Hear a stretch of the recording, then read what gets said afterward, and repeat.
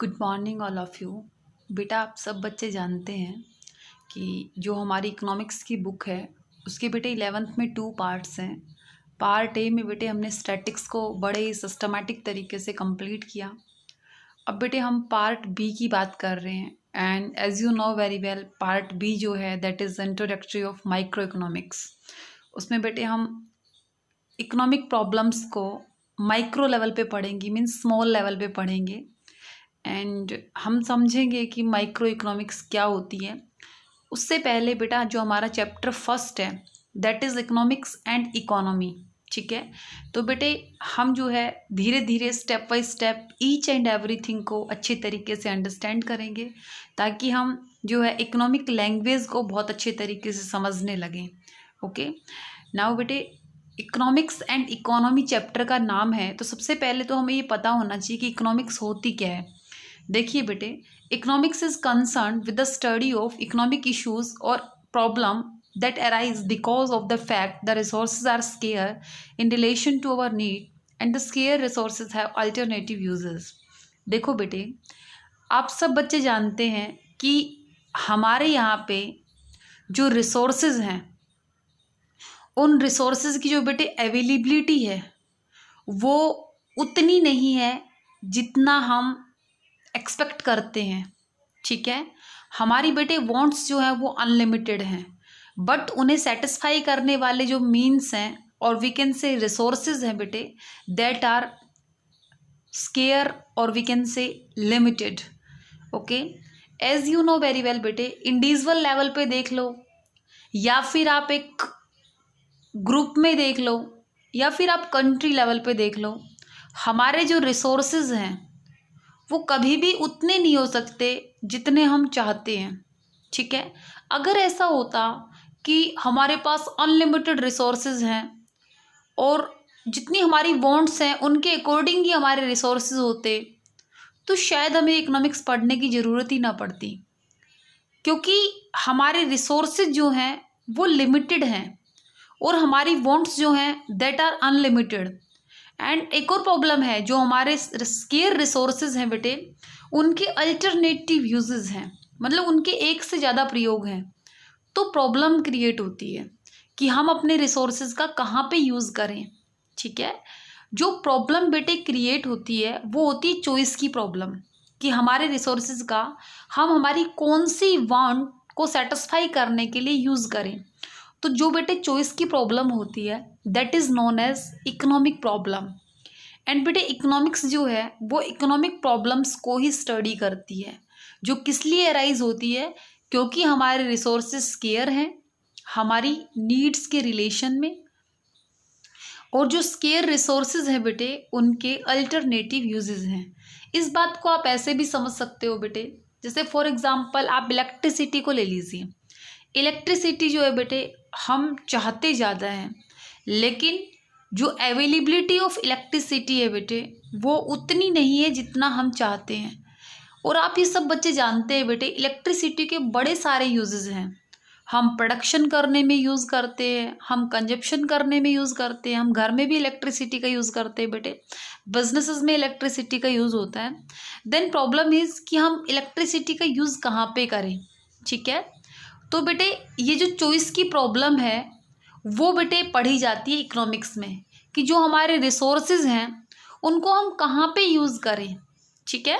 और we can say economics focus on the rational management of scarce resources in such a manner that our economic welfare is maximised.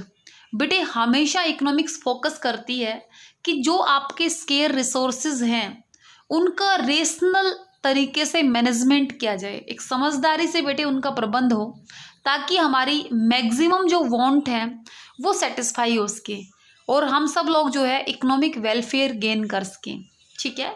आप बेटे इस बात को ऐसे भी समझ सकते हो कि हमारे देश के बेटे बड़े बड़े पॉलिटिशियंस हैं, वो बहुत कुछ चाहते हैं कि हमारे देश का जो है हेल्थ डिपार्टमेंट बहुत बेटर वे से काम करे, बड़े अच्छे अच्छे रिसोर्सेज हो हमारे पास। हमारे बेटे पॉलिटिशियन बहुत कुछ चाहते हैं, हमारे देश के पीएम जो है फिलहाल नरेंद्र मोदी, वो बहुत कुछ चाहते हैं कि हमारे देश में बड़ी स्पीड से ग्रोथ हो, हम जो है एक एमर्जिंग इकोनॉमी के रूप में उभरें, ठीक है। हम ये चाहते हैं कि हमारी जीडीपी जो है बहुत ज़्यादा बढ़ जाए, लेकिन बेटे ये सब 1 मिनट में पॉसिबल नहीं होता है। इसलिए हमें क्या करना पड़ता है, हमारे जो स्केयर रिसोर्सेज हैं उनका हमें रेशनल मैनेजमेंट करना पड़ता है, क्योंकि बेटे जो हमारे पास अवेलेबल है उसी को हमें समझदारी से यूज करना सीखना है, ताकि हमारी जो इकोनॉमी है उसका वेलफेयर हो उसके। ठीक है। देखो बेटे, हमने कहा स्केरसिटी। स्केरसिटी क्या होती है? देखो, scarcity is a situation when demand for a good exceed it's supply. क्या होता है? स्केरसिटी का मतलब होता है किसी भी गुड की जो डिमांड है वो ज़्यादा होना और उसकी सप्लाई कम होना। ये जो स्केरसिटी है बेटे, यही एक ऐसा रीज़न है जिसकी वजह से जो है हमें इकोनॉमिक्स की स्टडी करनी पड़ती है। और we can say the main reason for study of economics can be simplified in a single word, scarcity. ठीक है। हम आपको ऑलरेडी बता चुके हैं बेटे, क्योंकि हमारे रिसोर्सेज स्केयर हैं तभी तो इकोनॉमिक प्रॉब्लम अराइज हो रही है। अगर हमारे रिसोर्सेज स्केयर ना होते तो हमें चॉइस की प्रॉब्लम क्रिएट ही ना होती हमारे सामने। ठीक है।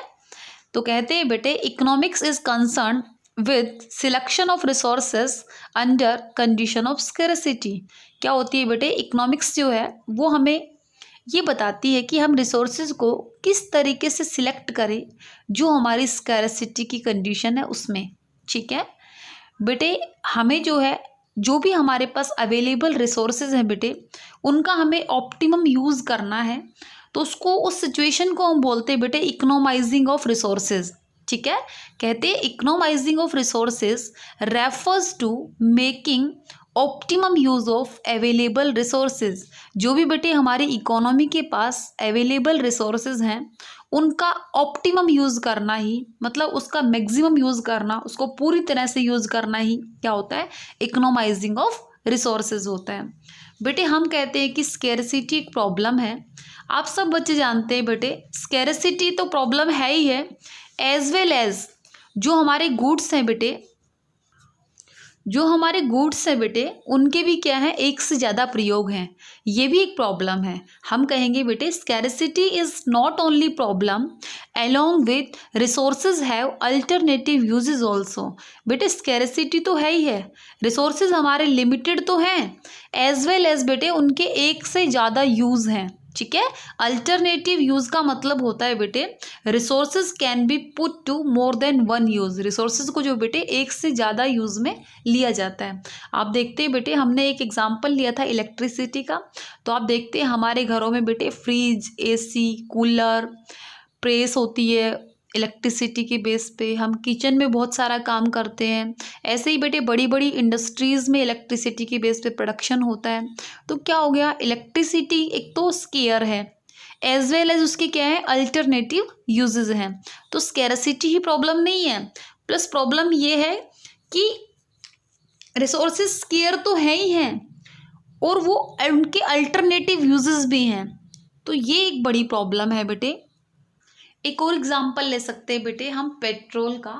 आप बच्चे जानते हैं बेटे पेट्रोल जो है उसकी अवेलेबिलिटी जो है उतनी नहीं है जितनी हम डिमांड करते हैं। ठीक है।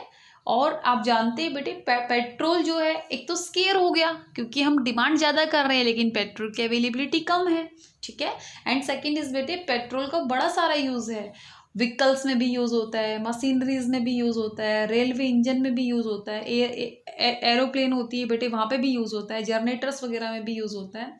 तो क्या हो गया, एक तो हमारी जो रिसोर्सेज है that are scarce as well as they have alternative uses. ठीक है। तो अब यहाँ पे क्या रहेगी बेटा, जो स्कैरसिटी है और जो चॉइस की प्रॉब्लम है बेटे वो दोनों साथ चलेंगी। ठीक है। क्योंकि स्कैरसिटी है और रिसोर्सेज की अल्टरनेटिव यूजेस हैं तभी तो चॉइस की प्रॉब्लम है, तभी तो हमें चॉइस करनी पड़ रही है कि कौन सी वांट को सेटिस्फाई करना है। ठीक है। तो बेटे यहाँ पे ऐसे कहा गया है ह्यूमन वांट्स आर अनलिमिटेड। जो हमारी वांट्स होती है बेटे सबकी अनलिमिटेड है, but the means to satisfy them are limited. लेकिन बेटे जो मीन्स जिनसे हमारी वांट सेटिस्फाई हो सकती हैं वो तो लिमिटेड हैं। Therefore all our wants can't be fulfilled. इस वजह से बेटे एक टाइम पे हमारी सारी इच्छाएं संतुष्ट नहीं हो सकती। In order to maximize satisfaction every consumer exercise choice as to which goods should be consumed and in what quantity। इसी वजह से बेटा, क्योंकि हमारे रिसोर्सेज जो है वो लिमिटेड है और हमारी वांट्स जो है वो अनलिमिटेड है, इस वजह से बेटे हम सबको एक एक्सरसाइज करनी होती है, चॉइस करना होता है कि कौन से गुड्स का कंजप्शन करना है, कितना करना है। जो ये बेटे चॉइस की प्रॉब्लम होती है, इसी को बेसिकली हम इकोनॉमिक प्रॉब्लम बोलते हैं। Okay, we can say an economic problem is basically a problem of choice, and in other words economic problem is the problem of choice involving satisfaction of unlimited wants out of limited resources having alternative uses।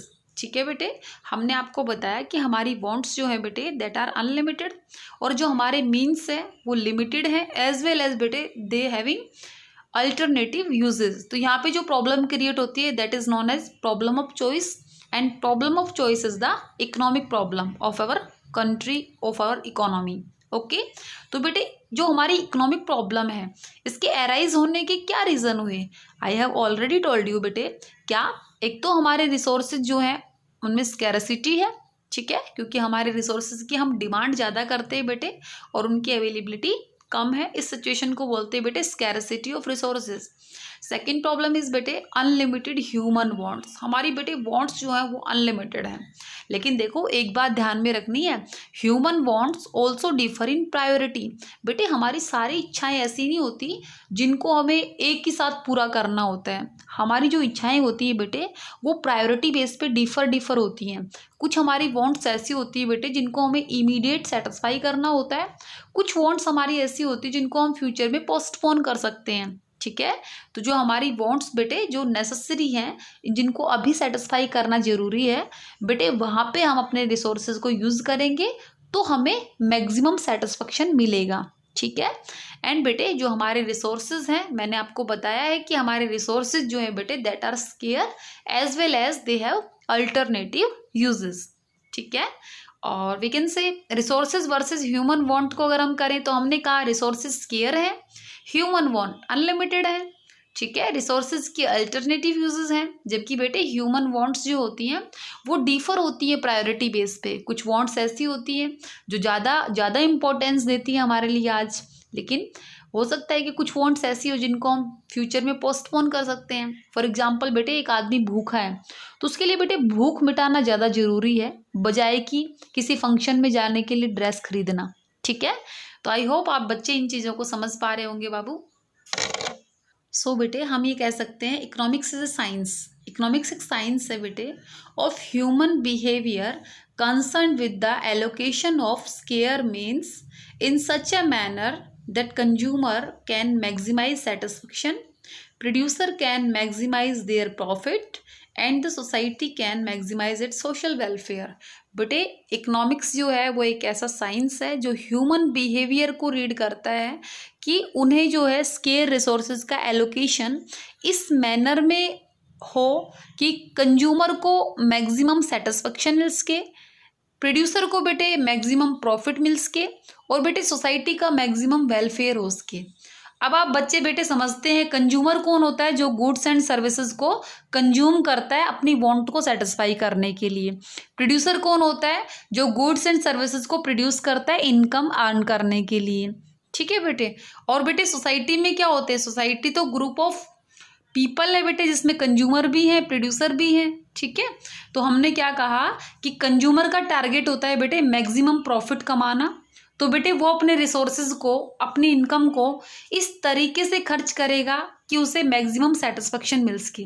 ऐसे ही बेटे producer का target होता है कि उसकी cost minimum रहे और उसका प्रॉफिट मैक्सिमम रहे, तो वो जो प्रोड्यूसर है वो अपने इनपुट्स को इस तरीके से यूज़ करेगा कि उसे जो है मैक्सिमम प्रॉफिट मिल सके। एंड बेटे if we are talking about society, तो सोसाइटी यही चाहती है बेटे कि सब लोगों का वेलफेयर हो।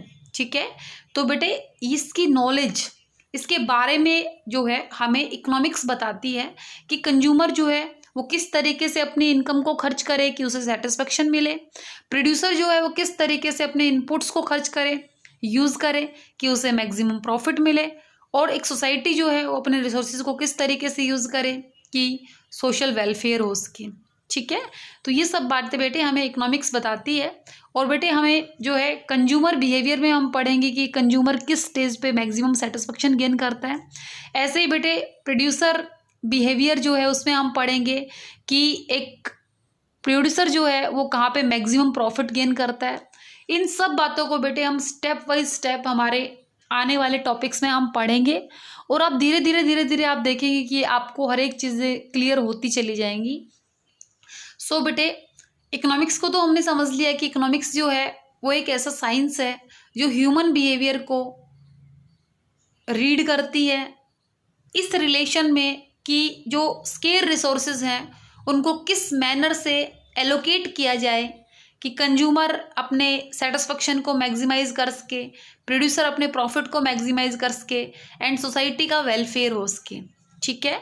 नाउ बेटे what is economics all about? Question is कि इकोनॉमिक्स किसके बारे में है? तो बेटे we can say economics is all about making choice in the presence of scarcity. आप सब बच्चे जानते हैं बेटे हमारी बेटा स्केरसिटी की प्रॉब्लम ये नहीं है कि सिर्फ इंडिया में है, बेटा ये प्रॉब्लम यूनिवर्सल है, हर जगह पे स्केरसिटी है, जितना हम चाहते हैं उतना हमारे पास अवेलेबल नहीं है। इस वजह से बेटे हमें अपनी वांट्स को सेटिस्फाई करने के लिए चॉइस करनी पड़ती है कि हमारे जो रिसोर्सेज जो हैं स्केयर हैं और उनके अल्टरनेटिव यूजेस हैं, तो उनको हमारी अनलिमिटेड वांट को सेटिस्फाई करने के लिए हम किस तरीके से खर्च करें। ठीक है। तो आई होप बेटे आपको धीरे धीरे क्लैरिटी आ रही होगी कंसेप्ट्स को लेके। Now we will understand the subject matter of economics has been studied under 2 broad branches. बेटे इकोनॉमिक्स जो है उसको ताकि पढ़ने में बच्चों को आसानी रहे इसलिए बेटे इकोनॉमिक्स को जो है ब्रॉडली 2 पार्ट्स में डिवाइड कर दिया गया है ताकि बच्चों को अच्छे तरीके से सारे कंसेप्ट समझ में आए, कन्फ्यूज़न क्रिएट ना हो बेटे। तो हमारे यहाँ पे बेटे जो इकोनॉमिक्स की 2 ब्रांचेज हैं that are micro economics and macro economics. Micro and macro बेटे जो माइक्रो इकोनॉमिक्स है वो हमें 11th में पार्ट बी में पढ़नी है एंड बेटे मैक्रो इकोनॉमिक्स जो है उसको हम पढ़ेंगे बेटे 12th में। ठीक है। ये बेटे स्टेप्स हैं सीबीएसई की तरफ से डिसाइड किए गए हैं कि 11th में बच्चा बहुत छोटा है उसको छोटे लेवल की बातें बताओ, जब वो थोड़ा सा बड़ा हो जाएगा तो उसको मैक्रो इकोनॉमिक्स पढ़ाओ। ठीक है। तो बेटे माइक्रो इकोनॉमिक्स जो है उसमें बेटे Adam Smith is considered to be the founder of the field of micro economics. कहते हैं बेटे जो एडम स्मिथ हैं उनको कंसीडर किया गया है कि जो माइक्रो इकोनॉमिक्स है उनके फाउंडर के तौर पे। आप सब बच्चे जानते हैं बेटे हमने आपको बताया भी था कि who is the father of economics? Adam Smith. And बेटे Adam Smith is the also consider the founder of micro economics. ठीक है। नाउ बेटे वी विल अंडरस्टैंड माइक्रो जो है, माइक्रो जो वर्ड है बेटे ये आया ग्रीक लैंग्वेज से। कौन से वर्ड से डेराइव हुआ है? माइक्रोस से माइक्रो बना है बेटे। एंड बेटे माइक्रोस का मतलब होता है small. We can say micro economics deals with analysis of behaviour and economic actions of small and individual units of the economy. बेटे जब हम इकोनॉमिक इश्यूज़ को, इकोनॉमिक प्रॉब्लम्स को इंडिविजुअल लेवल पे, स्मॉल लेवल पे स्टडी करते हैं तो उसको हम बोलते हैं बेटे माइक्रो इकोनॉमिक्स। ठीक है। हमने ये कहा बेटे जो भी हमारे इकोनॉमिक इश्यूज़ होते हैं अगर उनको हम सिंगल एक कंज्यूमर लेवल पे, एक प्रोड्यूसर के लेवल पे, एक इंडस्ट्री के लेवल पे, एक कमोडिटी के बारे में हम पढ़ रहे हैं बेटे तो इसका मतलब हम यहाँ पे किसको इंट्रोड्यूस कर रहे हैं? माइक्रो इकोनॉमिक्स को।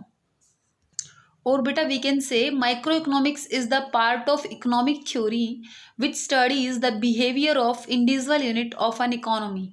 क्या होती है बेटे? माइक्रो इकोनॉमिक्स जो है वो इकोनॉमिक्स की वो थ्योरेटिकल पार्ट होता है जो आपकी इंडिविजुअल यूनिट्स हैं उनके बेटे बिहेवियर के बारे में पढ़ता है। ठीक है।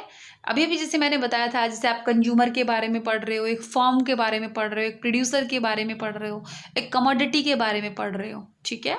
नाउ बेटे we will understand macro economics. Same बेटे जैसे माइक्रो जो है वो ग्रीक वर्ड से आया था बेटे, ऐसे ही मैक्रो भी ग्रीक वर्ड मैक्रोस से आया था बेटा जिसका मतलब होता है लार्ज। ठीक है। Micro economics deal with overall performance of the economy. यहाँ पे क्या होता है बेटे? माइक्रो इकोनॉमिक्स जो है बेटे कंट्री लेवल पे, इकोनॉमी लेवल पे प्रॉब्लम्स को सोल्व करती है, पूरी इकोनॉमी की ओवरऑल परफॉर्मेंस से डील करती है बेटे। ठीक है। देखो micro economics is the part of economics theory economic theory which studies the behaviour of aggregates of the economy as a whole. बेटे यहाँ पे क्या होता है, देखो आप समझिए इस चीज़ को। हमने कहा कि अगर हम एक कंज्यूमर को पढ़ेंगे तो हम माइक्रो पढ़ेंगे, लेकिन बेटे अगर हम कंट्री के बारे में कुछ पढ़ते हैं, कंट्री लेवल पे कुछ पढ़ते हैं, तो बेटे हमें मैक्रो को स्टडी करना होगा। क्योंकि बेटे माइक्रो जो होती है वो इंडिविजुअल लेवल पे स्टडी करती है, वहाँ पे बेटे एग्रीगेशन जो होता है, फैक्ट्स का जो एग्रीगेशन होता है वो लिमिटेड होता है। लेकिन बेटे अगर हम बात करें मैक्रो इकोनॉमिक्स की, तो यहाँ पे जो है बेटे हम एग्रीगेट फैक्ट्स को देखते हैं। मतलब एग्रीगेट फैक्ट का मतलब क्या होता है बेटे, माइक्रो इकोनॉमिक्स में अगर हम पढ़ते हैं कि डिमांड क्या है, लेकिन बेटे मैक्रो इकोनॉमिक्स में क्या पढ़ेंगे हम, एग्रीगेट डिमांड क्या है। अब देखो डिमांड का मतलब क्या होता है, डिमांड में हम एक कमोडिटी की पढ़ रहे हैं, एक कंज्यूमर की पढ़ रहे हैं। लेकिन बेटे एग्रीगेट डिमांड में क्या होता है कि हमारी पूरी कंट्री लेवल पे जितने भी हमारे कंज्यूमर्स हैं उनके द्वारा बेटे जो गुड्स एंड सर्विसेज की टोटल डिमांड की जाती है, ठीक है, एक ब्रॉड कंसेप्ट हो गया, उसको हम बोलते हैं बेटे एग्रीगेट डिमांड। तो बेटे मैक्रो इकोनॉमिक्स जो है वो आपके एग्रीगेट फैक्ट्स को रीड करती है इकोनॉमी लेवल पे। आई होप आपको धीरे धीरे सब बातें समझ में आएंगी। Now we will understand difference between micro economics and macro economics. As you know very well बेटे, आपको थोड़ा सा समझ में आया कि माइक्रो इकोनॉमिक्स जो होती है वो इकोनॉमिक प्रॉब्लम को रीड करती है इंडिविजुअल लेवल पे, स्मॉल लेवल पे, जबकि बेटे मैक्रो इकोनॉमिक्स जो है वो इकोनॉमिक इश्यूज को, इकोनॉमिक प्रॉब्लम को स्टडी करती है कंट्री लेवल पे, इकोनॉमी लेवल पे सॉल्व करती है। ठीक है, देखिए बेटे, micro economic studies economic relationship और economic problems at the level of individual, an individual firm, an individual household and individual consumer. ठीक है, क्या बताया मैंने कि माइक्रो इकोनॉमिक्स जो होती है बेटे इकोनॉमिक प्रॉब्लम को रीड करती है इंडिविजुअली लेवल पे। ठीक है, जबकि बेटे macro economics studies economic relationship और economic problem at the level of the economy as a whole. ये क्या करती है बेटे, आपकी जो भी प्रॉब्लम्स होती है उनको इकोनॉमी लेवल पे जो है वो स्टडी करती है। ओके, नेक्स्ट बेटे, micro economics is basically concern with determination of output and price for an individual industry or firm. Accordingly microeconomics is briefly referred to as the theory of price। बेटे समझिए इस चीज़ को आप। देखो बेटे, माइक्रो इकोनॉमिक्स जो है वो ये देखती है कि एक फर्म की डिमांड क्या है, उसकी सप्लाई क्या है, उसके बेस पे बेटे वो ये डिसाइड करती है कि एक फर्म या एक इंडस्ट्री का आउटपुट कितना होगा, उसकी जो प्रोडक्ट्स हैं उनकी प्राइस क्या होगी। इसी वजह से बेटे जो माइक्रो इकोनॉमिक्स जो होती है उसको हम बोलते हैं थ्योरी ऑफ प्राइस। अगेन समझिए बेटे, मैंने ये कहा कि माइक्रो इकोनॉमिक्स जो है बेटे इंडिविजुअल लेवल पे प्रॉब्लम्स को रीड करती है। तो बेटे यहाँ पे ये देखा जाता है कि एक फर्म जो है, एक इंडस्ट्री जो है, उसका आउटपुट कितना है, उसकी मार्केट में उसके प्रोडक्ट को लेकर डिमांड क्या है, उसकी सप्लाई क्या है।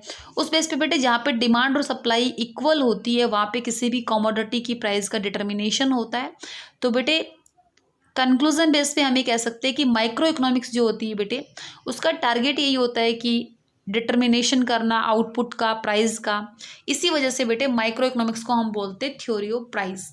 ओके, नाउ बेटे macro economics is basically concern with the determination of aggregate output और general price level in the economy as a whole. बेटे माइक्रो इकोनॉमिक्स में हम ये नहीं पढ़ेंगे आउटपुट, हम पढ़ेंगे एग्रीगेट आउटपुट। मतलब हमारी पूरे जो कंट्री है उनमें जितने भी प्रोड्यूसर्स हैं उन्होंने कितना गुड्स एंड सर्विसेज का प्रोडक्शन किया, दैट इज एग्रीगेट आउटपुट। यहाँ पे जो बेटे हम प्राइस पढ़ेंगे that is journal price level. मतलब हमारी जो इकोनॉमी है उसमें गुड्स एंड सर्विसेज की क्या प्राइजेज हैं, ठीक है, that are known as general prices. So बेटे यहाँ पे जो है ये कंट्री लेवल पे बात हो रही है, इकोनॉमी लेवल पे बात हो रही है। तो यहाँ पे ये कहा जाता है कि अगर एम्प्लॉयमेंट बढ़ेगा तो आउटपुट बढ़ेगा, और आउटपुट अगर बढ़ेगा तो इनकम बढ़ेगी। इसी वजह से बेटे मैक्रो इकोनॉमिक्स को ये कहा जाता है theory of income and employment. ठीक है, इन चीज़ों के बारे में हम बेटे डीपली डिस्कशन करेंगे। थ्योरी ऑफ प्राइस में बेटे हम देखेंगे कि माइक्रो इकोनॉमिक्स में किसी भी कमोडिटी की कैसे कीमत निर्धारित होती है। एंड बेटे जब हम मैक्रो इकोनॉमिक्स पढ़ेंगे तो हम ये देखेंगे कि जब ओवरऑल एम्प्लॉयमेंट बढ़ता है तो किस तरीके से आउटपुट बढ़ता है, और आउटपुट के बढ़ने से किस तरीके से इनकम पे इफेक्ट आता है। ठीक है, तो बेटे आई होप आपको ये दोनों बातें समझ में आई होंगी। Now we will understand study of micro economics assume that macro variable remain constant. बेटे ये होता है कि माइक्रो और मैक्रो इकोनॉमिक्स की एक साथ स्टडी करना बड़ा कॉम्प्लेक्स होता है, इसलिए बेटे ये अज्यूम कर लिया जाता है जब माइक्रो को पढ़ा जाता है तो मैक्रो के वेरिएबल्स को कांस्टेंट कर लिया जाता है ताकि पढ़ने में आसानी हो जाए। ठीक है, ऐसे ही बेटे जब मैक्रो इकोनॉमिक्स की स्टडी की जाती है तो माइक्रो के वेरिएबल्स को कांस्टेंट मान लेते हैं। ठीक है, ये बातें बेटे अभी धीरे धीरे आपको समझ में आने लगेंगी। अभी अगर आप सोचे कि ये चीज़ें सभी जो है आपको जस्ट एक छोटा सा एक चैप्टर इंट्रोड्यूस करते ही समझ में आ जाएगी, तो नहीं आएंगी बेटे। इन चीज़ों को आप धीरे धीरे समझेंगे तो ज़्यादा बेटर रहेगा। ठीक है, नाउ बेटे वी विल अंडरस्टैंड कि माइक्रो इकोनॉमिक्स जो होती है बेटे, यहाँ पे जो मेन रोल होता है वो मार्केट फोर्सेस का होता है, जिसमें आता है डिमांड एंड सप्लाई। ठीक है, जबकि बेटे अगर मैं मैक्रो की बात करूँ तो यहाँ पे बेटे मेन रोल होता है गवर्नमेंट पॉलिसीज़ का। एंड गवर्नमेंट पॉलिसी जो होती है बेटे उसमें दो पॉलिसी होती है, monetary policy and fiscal policy. Monetary policy जो होती है बेटे वो सेंट्रल बैंक जो होता है हमारे देश में आरबीआई है उसके द्वारा अपनाई जाती है। एंड बेटे फिस्कल पॉलिसी जो होती है वो हमारे देश की गवर्नमेंट के द्वारा अपनाई जाती है।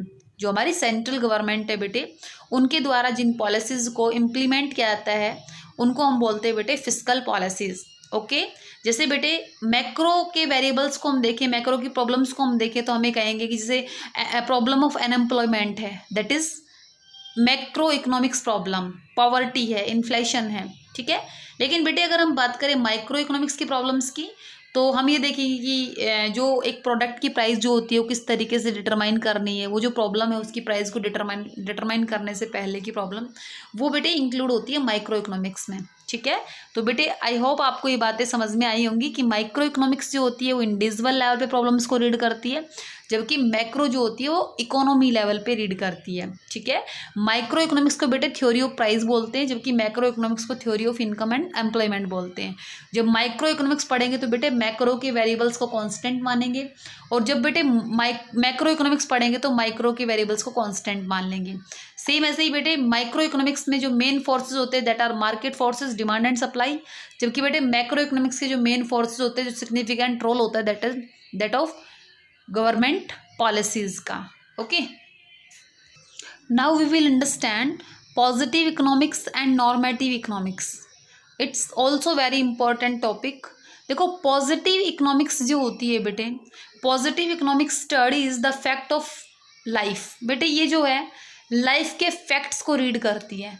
Positive economics deal with what are the economic problem, क्या इकोनॉमिक प्रॉब्लम है, and how are they actually solved, और वो किस तरीके से सॉल्व हो सकती हैं एक्चुअल में। ठीक है, वो जो है बेटे जो हमें ये बताती है कि हमारी इकोनॉमिक की प्रॉब्लम क्या है। ठीक है, और वो सोल्व किस तरीके से एक्चुअल में होंगी। ठीक है, वो होती है बेटे पॉजिटिव इकोनॉमिक्स।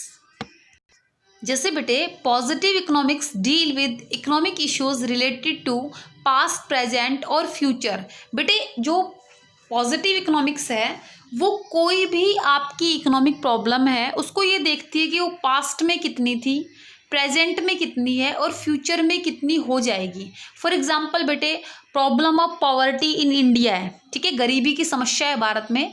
तो बेटे हम जब पॉजिटिव इकोनॉमिक्स को पढ़ेंगे तो इसका मतलब हम ये देख रहे हैं कि पास्ट में गरीबी कितनी थी, प्रेजेंट में कितनी है और फ्यूचर में कितनी होने की पॉसिबिलिटी है। ठीक है, तो बेटे इस चीज़ को हम कैसे स्टडी करेंगे कि गरीबी कितनी है, तो हमारे पास क्या होना चाहिए, फैक्ट्स एंड फिगर होने चाहिए।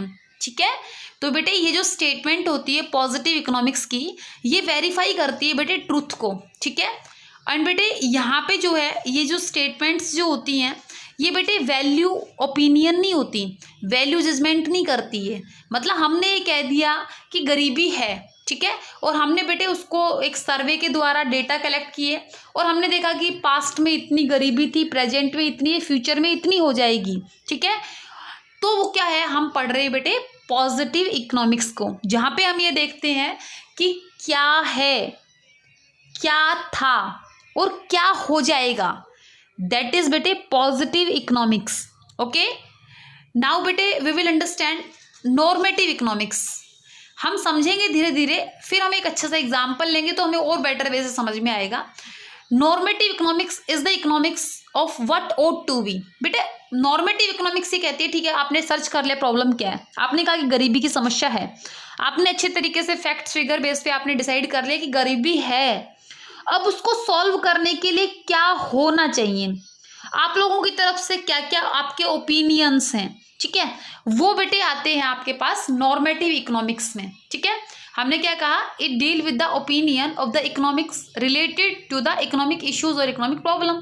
जो भी बेटे हमारी इकोनॉमिक प्रॉब्लम है उससे रिलेटेड बेटा जो भी इकोनॉमिक्स जो है, जो भी विशेषज्ञ हैं, उनकी जो ओपिनियंस होते हैं दैट आर बेटे इंक्लूडेड इन नॉर्मेटिव इकोनॉमिक्स। और आप सब बच्चे जानते हैं बेटे हर पर्सन का अपना अलग ओपिनियन होता है, तो हम क्या कहेंगे, डिफरेंट इकोनॉमिक्स में offer different opinions on the solution of economic problem. बेटे बहुत सारे लोगों की कहते हैं ना मुंडे मुंडे मती भीना, अलग अलग खोपड़ी में बेटे अलग अलग दिमाग है, तो बेटे अलग अलग लोगों के अलग अलग सॉल्यूशंस रहेंगे।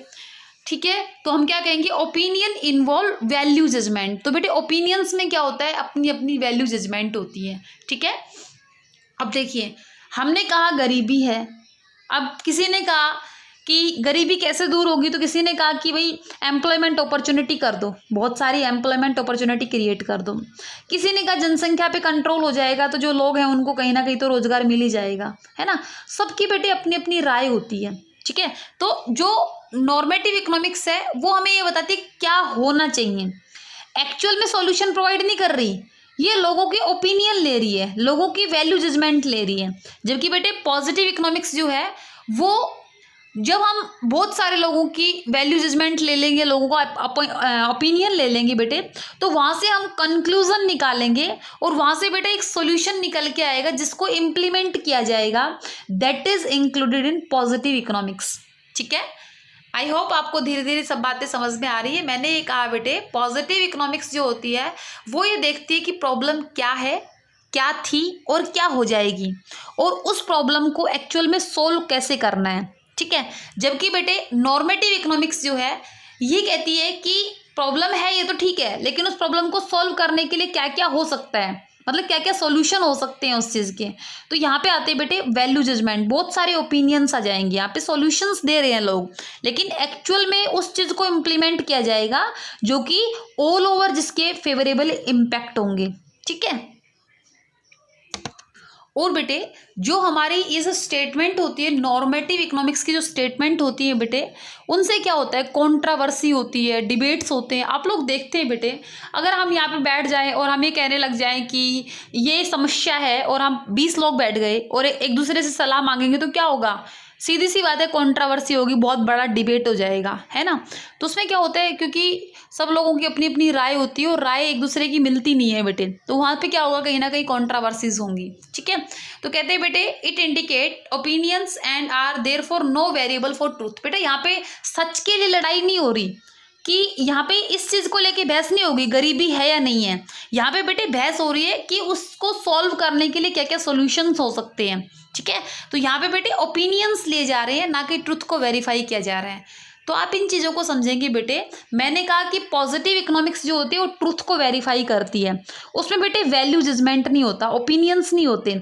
जबकि बेटे नॉर्मेटिव इकोनॉमिक्स जो होती है उसमें वैल्यू जजमेंट्स होते हैं, ओपिनियंस होते हैं, जबकि ये ट्रुथ को वेरीफाई नहीं करती। ओके, नाउ बेटे we will understand the difference between normative economics and positive economics. देखेंगे बेटे, positive economics deal with economic issues related to past, present and future. ठीक है, पॉजिटिव इकोनॉमिक्स ये देखती है कि कोई भी इकोनॉमिक प्रॉब्लम है वो पास्ट में कितनी थी, फ्यूचर में कितनी है, प्रेजेंट में कितनी हो जाएगी। ठीक है, इस तरीके से बेटे normative economics deal with the opinion of economics related to the economic issues और इकोनॉमिक प्रॉब्लम। जबकि बेटे जो नॉर्मेटिव इकोनॉमिक्स है वो इकोनॉमिक्स के ओपिनियन लेती है कोई भी इकोनॉमिक प्रॉब्लम से रिलेटेड। ठीक है, सो बेटे यहाँ पे क्या होता है, पॉजिटिव इकोनॉमिक्स में होता है what was, what is, what would be. ठीक है, क्या हो जाएगा, क्या है, क्या था। ठीक है, लेकिन बेटे नॉर्मेटिव इकोनॉमिक्स जो है वो हमें ये बताती है व्हाट ought टू बी, क्या होना चाहिए, क्या सॉल्यूशन हो सकते हैं, क्या क्या एक्सपेक्टेड सॉल्यूशन हो सकते हैं किसी भी प्रॉब्लम से रिलेटेड। ठीक है, तो देखो statement of positive economics are not necessarily the statement of truth, these may be truth true और फॉल्स भी हमने यहाँ पे क्या कर रहे हैं, हम ट्रुथ को ही तो वेरीफाई कर रहे हैं कि कितनी प्रॉब्लम है, कितनी थी, कितनी हो जाएगी, तो यहाँ पे हम ट्रुथ को वेरीफाई कर रहे हैं बेटे। लेकिन बेटे नॉर्मेटिव इकोनॉमिक्स में हम ट्रुथ को वेरीफाई नहीं कर रहे, यहाँ पे बेटे जस्ट हम इन्वॉल्व कर रहे हैं ओपिनियंस को, ठीक है, ओपिनियंस को हम इन्वॉल्व कर रहे हैं, ठीक है। जैसे कि फॉर एग्जाम्पल क्या रखा है, समबडी से population of India is more than the population of China, it is definitely A positive statement but it is wrong, one can verify it, ठीक है। कोई कहता है कि इंडिया जो है उसकी पॉपुलेशन चाइना से ज़्यादा है, तो हम उसको वेरीफाई कर सकते हैं ना डेटाज के बेस पे, ठीक है। लेकिन बेटे अगर हम बात करें somebody say that old age pension should be stopped, it is just a opinion, है ना, किसी ने कहा कि भाई जो ओल्ड एज पेंशन है ना वो बंद हो जानी चाहिए, तो ये तो एक ओपिनियन है ना, अब एक बंदे की अपनी सलाह है, अपना अपना विचार है उसका, ठीक है। तो बेटे हमने क्या कहा कि जो आपकी पॉजिटिव इकोनॉमिक्स है उसमें facts and figure are verifiable for truth, वहाँ पे बेटे जो भी फैक्ट्स और फिगर होते हैं उनको आप वेरीफाई कर सकते हो, उनकी ट्रुथ को जांच सकते हो, ठीक है। जबकि बेटे normative statement are not verifiable at all, उनको बेटे वेरीफाई नहीं कर सकते जो नॉर्मेटिव स्टेटमेंट्स होती है उनको, ठीक है। And positive economics does not involve value judgement, बेटे पॉजिटिव इकोनॉमिक्स जो होती है उसमें वैल्यू जजमेंट नहीं होते हैं, ठीक है। हम ऑलरेडी बता चुके हैं, यहाँ पे हम किसी के ओपिनियंस को नहीं ले रहे हैं, हम वैल्यू जजमेंट नहीं ले रहे हैं बेटे यहाँ पे हम, ठीक है। जबकि बेटे नॉर्मेटिव इकोनॉमिक्स जो होती है उसमें हम वैल्यू जजमेंट्स को इन्वॉल्व करते हैं। सो बेटे इन लास्ट क्या कहेंगे, जो हमारी बेटे पॉजिटिव इकोनॉमिक्स है वो हमें बताती है what is, what was and what will be, ठीक है, क्या है, क्या था और क्या होगा। जबकि बेटे नॉर्मेटिव इकोनॉमिक्स जो है वो हमें ये बताती है व्हाट ऑट टू बी, क्या होना चाहिए, what should happen, what should have happen, ठीक है। ये बेटे हमें बताती है तरीके किसी भी प्रॉब्लम से बाहर निकलने के, सॉल्यूशंस बताती है, ठीक है। वो बात अलग है कि हम एक्चुअल में किसको इम्प्लीमेंट करेंगे, तो जो जिसको इम्प्लीमेंट करेंगे वो पॉजिटिव इकोनॉमिक्स में आ जाएगा, ठीक है। आई होप बेटे आपको ये चीज़ें क्लियर हुई होंगी। नेक्स्ट बेटे we will understand what is an economy, ठीक है, और बेटे इसको हम पढ़ेंगे हमारे नेक्स्ट पार्ट में। So thank you very much.